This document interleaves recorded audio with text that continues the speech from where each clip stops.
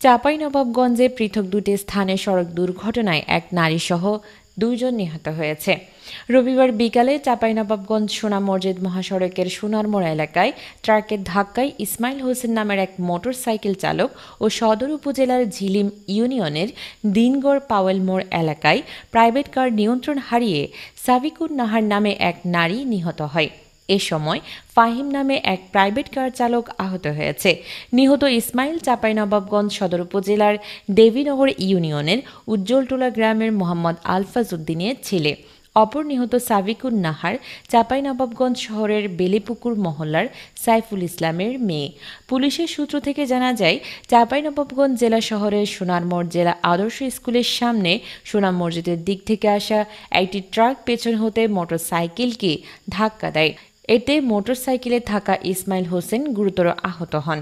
এ সময় স্থানীয় লোকজন তাকে উদ্ধার করে 250 শয্যা বিশিষ্ট জেলা হাসপাতালে নিয়ে গেলে কর্তব্যরত চিকিৎসক প্রাথমিক চিকিৎসা শেষে রাজশাহী মেডিকেল কলেজ হাসপাতালে স্থানান্তর করেন।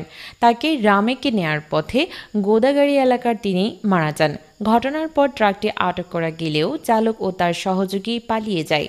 এছাড়া বিকেল 5:30টার দিকে আমনুরা থেকে প্রাইভেট কারে করে শহরে আসার পথে ঝিলিম ইউনিয়নের দিনগড় পাওয়েল মোড় এলাকায় নিয়ন্ত্রণ হারিয়ে গাছের সঙ্গে ধাক্কা লেগে সাবিকুন নাহার নামে একজন ঘটনাস্থলেই মারা যান।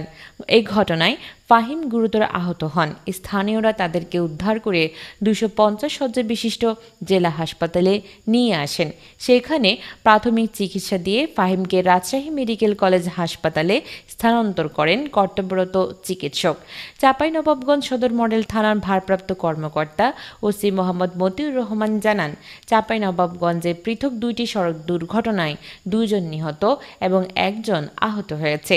পৃথক 2টি ঘটনায় আইনগত ব্যবস্থা গ্রহণ করা হয়েছে বলেও জানান তিনি। Desk report, Chapai journal, Chapainawabganj.